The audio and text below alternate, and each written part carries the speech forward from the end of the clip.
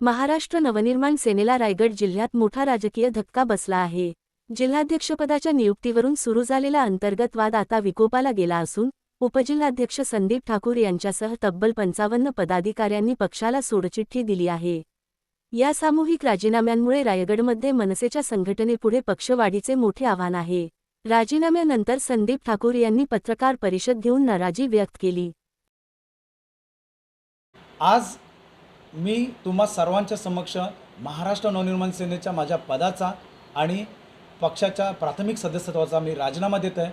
माझ्यासोबत माझे सर्व सहकारी, आमच्या महिला तालुकाध्यक्ष असो, उपतालुकाध्यक्ष असो, विभागाध्यक्ष असो आणि 35 शाखेचे शाखा अध्यक्ष आणि त्यांचे सर्व सहकारी असो, हे आज महाराष्ट्र नवनिर्माण सेनेच्या प्राथमिक सदस्यत्वाचा राजीनामा देत आहेत।